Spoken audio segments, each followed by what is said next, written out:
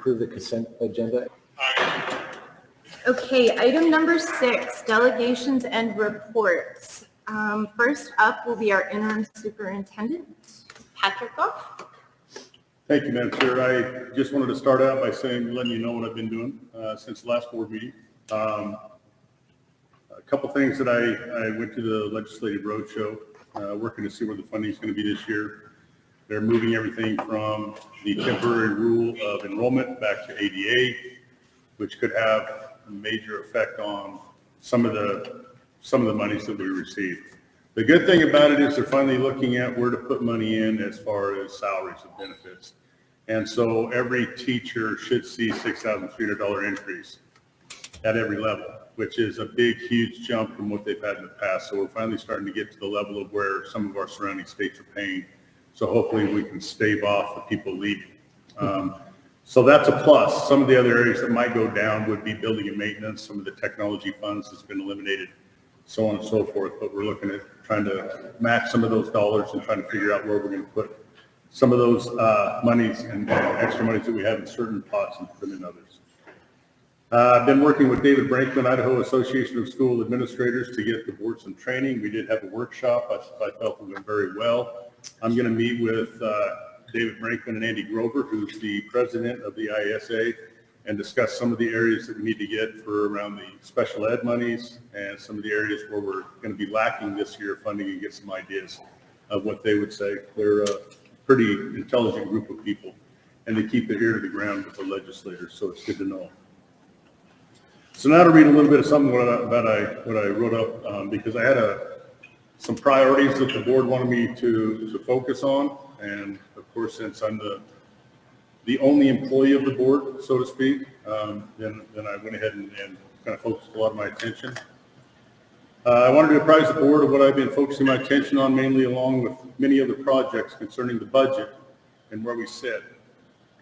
I've had multiple conversations with the bookkeepers, incoming bookkeeper, principal, board members, and other employees. What I have found is very concerning and goes back to the previous 3 years of administrators and staff members that worked with those administrators.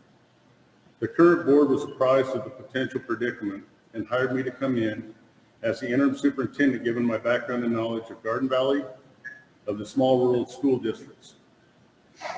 The amount of money that was spent put us in a scenario of hoping we can make payroll through August. So let that sink in a little bit. So our fiscal goes for payroll is September through August. And so if we can't make payroll in August, that's losing people.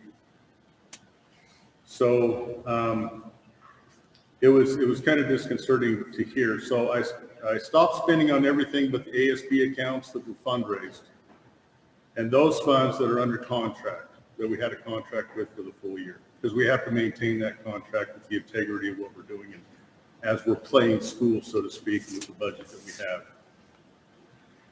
I know there were several conversations to stop spending money since the contingency was getting used up, as well as save up amounts for future buildings endeavors for the district to use. So we have a contingency, which is 5% of our total budget, annual budget, but there was money that had been kind of tucked away for future buildings and future programs if we wanted to increase those, i.e. CTE programs, welding, ag, whatever it might be. The current board asked me to look into the situation to see where the money was spent and why we didn't have the funds left to get through the year. I can honestly say that we are barely going to have enough funds to get the bills paid, which involves payroll, mind you, to the month of August. We will receive funds for the next fiscal year in August, and then we'll be on our way to building the contingency and future use funds. The current board has made some very tough decisions, and we'll have more tough decisions to approve or consider in the near future that will hopefully put Garden Valley on the right track to be able to continue functioning as an educational facility in the state of Idaho. They have not responded to any emails or questions per the GVSD school's attorney that advised them not to. We have safeguards in place now concerning who has access to the funds and how many people will be involved in the ordering and spending. I am hoping to be able to work together with the current board in making sure Garden Valley School District is again fiscally sound and can conduct the business according with the taxpayers' monies where it was intended. We are also going to look at a better accounting system so that it involves a workflow where the bookkeeper, administrator, and treasurer of the board can preview the purchase, request, and/or payments of the district. This falls under the best business and accounting practices that all auditors suggest and gives the transparency of what's being spent. So that's my report. I wanted to get it out there in the open. That's what I've been working on. I don't know what you've been hearing on anti-social media. Don't care.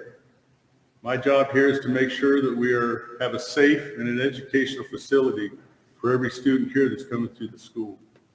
And that's our priority. That's always been our priority. And I don't think you can sit there and ask any teacher, are they here for the pay? Because it's not that much. But we're here for the best of the students, whether it be in the classroom, whether it be in the gymnasium, whether it be out on the football field. And the board has the best intention for it, believe it or not. So we're here to work for you, the public, and make sure that the students are educated in the right way. So I've said my 2 cents, and I thank you. Thank you. Thank you. Okay, All right, moving on to the principal report, Dr. Stephen Lynch.